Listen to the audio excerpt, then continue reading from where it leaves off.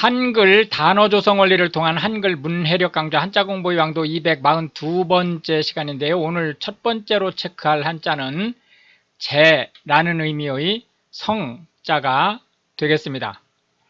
제라는 말은 현대 한국어에선 쓰고 있지 않습니다. 그렇기 때문에 통상 우리는 이거를 그냥 성자라고 얘기를 해서 성을 나타내는 성이다, 이렇게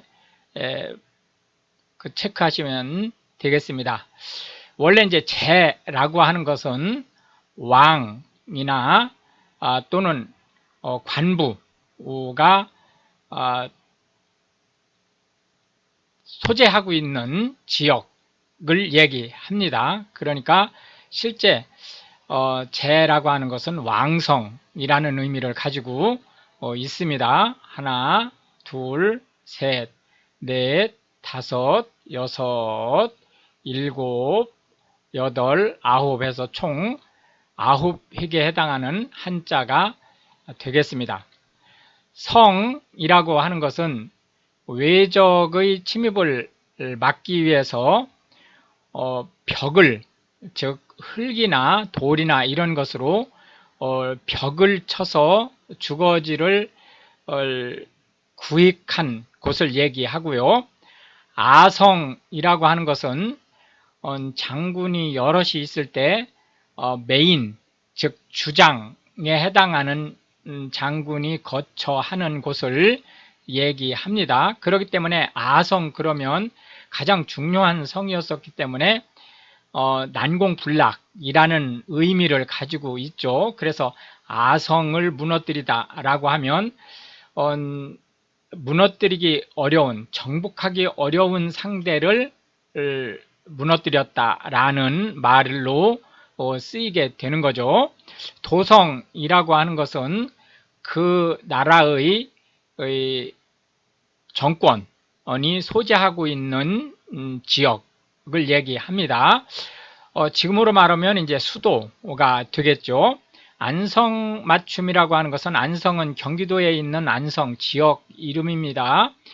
안성에서 유기, 그러니까 구리 그릇, 특히 방자라고 해서 그 나무로 만든 그 망치로 두드려서 이제 그 만드는 그릇으로 아주 유명한 지역인데요. 여기서 안성맞춤이라는 것은 안성에 내가 유기를 주문해 왔더니 기대 이상 정말로 좋은 제품이 나왔다라는 의미로 딱 맞게 무엇인가가 되어 있다, 뭐 물건이 만들어졌다든지 또는 서비스가 수행이 됐다든지 그런 의미를, 즉 딱 맞게 원하는 대로 됐다라는 뜻을 가지고 있습니다. 입성하다라고 하는 것은 성에 들어가다라는 뜻이죠. 여기서 성에 들어간다는 것은 그냥 들어가는 게 아니고 공격해서 함락을 시켰다는 의미죠. 그렇기 때문에 입성하다라고 하는 일은 이제 군사 용어에서 일반 용어로 확대되면서 어렵사리 어떤 일을 잘 추진하게 되었다라는, 어느 분야에 정착하게 되었다라는 뜻을 가지고 있습니다. 농성이라고 하는 것은 외적이 침입했을 때 성문을 걸어 잠그고 끝까지 저항하는 것을 얘기하는데요. 역시 이것이 이제 이런 군사적인 그 말에서 확대돼서 자신들의 의사를 관철하기 위해서 한 군데에 틀어박혀서 지속적으로 시위하는 것을 농성이라고 얘기를 합니다. 수성이라고 하는 것은 성을 지킨다 라는 뜻이고요. 외적의 침입에 성을 지킨다 라는 뜻이고, 성곽이라고 하는 것은 내성과 외성을 뜻하는 거죠. 성곽이. 그래서 이중으로 단단히 만들어진 성을 얘기하고요. 성체라고 하는 것은 성과 요새라는 뜻으로 예를 들어서 군마를 거주하게 하는 데라든지 또는 전략적으로 아주 요충지이기 때문에 단단한 철옹성처럼 단단한 그 수비를 할 수 있도록 된 그러한 성을 얘기합니다. 화성이라고 하는 것은 우리가 수원성이라고 얘기하는 곳을 얘기하는데요. 조선 중말기 정조 때 만들어진 성이고요. 우리나라로 봐서는, 우리나라는 사실 이제 기획도시가 거의 없죠. 근데 이게 그 우리나라 역사적으로 나타난 첫 번째 계획 도시다, 이렇게 보실 수 있겠고, 정약용에 의해서 이 수원성을 축조할 때 기중기라든지 이런 것을 자체 제작을 해서 썼던 대단히 의미가 있는 성이다, 이렇게 보실 수 있겠습니다. 두 번째로 우리가 살펴볼 한자는 여자가 되겠는데요. 너라는 의미의 여자가 되겠습니다. 그러나 실제로는 이 너라는 의미의 이 여자는 현대 한국어에서는 쓰이지 않고 있습니다. 그렇기 때문에 참고로 한번 보시면 되겠습니다. 이 여자는 그 너라는 의미뿐만이 아니고 이 여자 자체가 현대 한국어에서는 거의 쓰이고 있지 않기 때문에 아주 기초적인 것만 체크하고 넘어가도록 하겠습니다. 여의도라고 하면 한강 중하류의 일종의 삼각주 형태의 섬인데요. 현재 그 우리나라의 국회의사당이 여의도에 자리를 하고 있습니다. 성주가 본관인 여시가 있습니다. 극히 아주 인구가 작은, 들리는 소문에 의하면 우리나라의 공식으로 주민등록이 된 여시는 2가구밖에 안 된다는 얘기가 있더라고요. 뭐 제가 확인한 건 아닌데 그 정도로 희귀성입니다. 마지막 세 번째로 살펴볼 한자는 전하다라는 의미의 전자가 되겠습니다.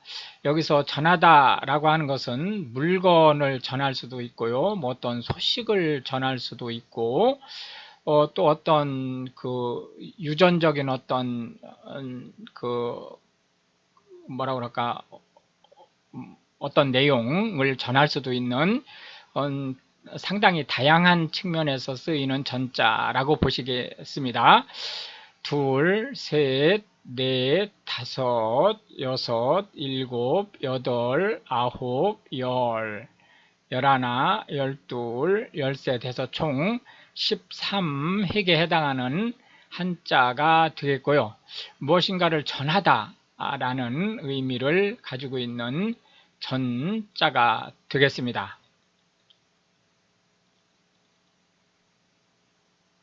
전하다라고 하는 것은 우선 가장 먼저 전하다라는 말로 떠올릴 수 있는 것이 말을 상대방한테 해주다라는 의미가 있고요. 또는 어떤 예를 들어서 뉴스라든지 이런 데에서 소식을 널리 알리는 것을 얘기도 할 수 있고, 물건을 또 전달하는 것도 얘기할 수 있고요. 어떤 일에 대해서 후손한테 물려주다라는 의미도 모두 전하다라는 말로 쓸 수가 있습니다. 전달하다라고 하는 것은 어떤 그 물건을, 주로 이제 물건을 넘겨주는 것을 얘기하고요. 또 소식을 전하다, 이런 것도 전달하다라는 말로 쓰고, 특히 이제 감각기관에서 그 신경 신호를 전달해 주는 것도 역시 전달하다라는 말로 쓸 수 있습니다.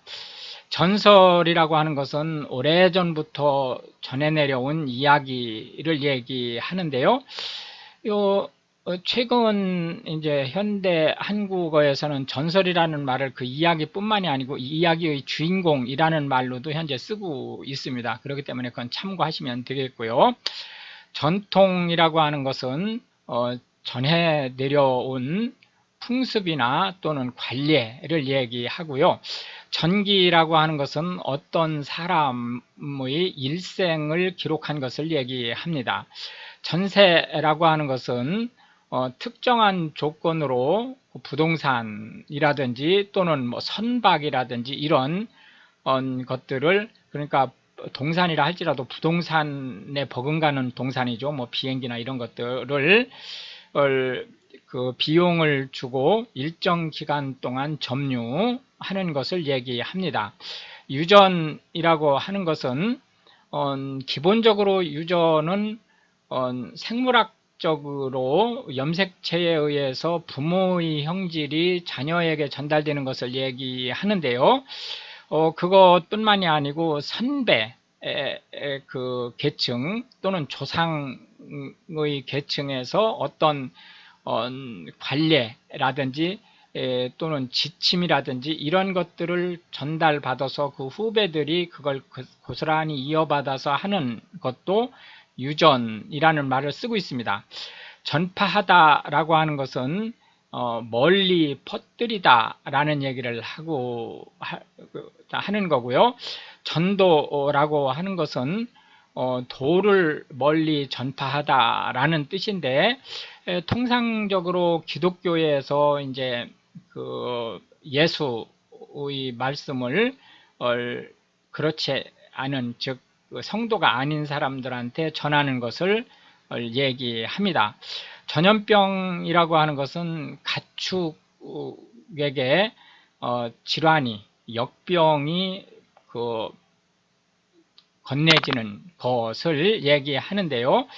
사람한테 전달되는 것은 우리가 감염이라고 합니다. 그런데 현대 한국어에서는 이 전염이라는 말이 감염이라는 말과 막 섞여 쓰이고 있고, 오히려 감염이라는 말을 잘 몰라요.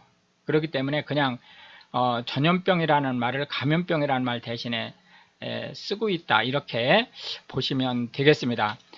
이렇게 해서 이제 오늘도 우리는 3개의 한자와 각 한자에 대해서 현대 한국어에서 쓰이고 있는 10개씩의 단어들을 살펴보았는데요. 이것이 현대 한국어의 문해력 향상에 도움이 되고, 또 한국어 단어가 어떤 식으로 조성되고 또 그것이 어떻게 활용되는지에 대한 폭넓은 이해를 전달할 수 있게 되기를 바라겠습니다. 시청해 주셔서 감사하고 우크라이나를 위해 기도해 주시면 더욱 감사하겠습니다.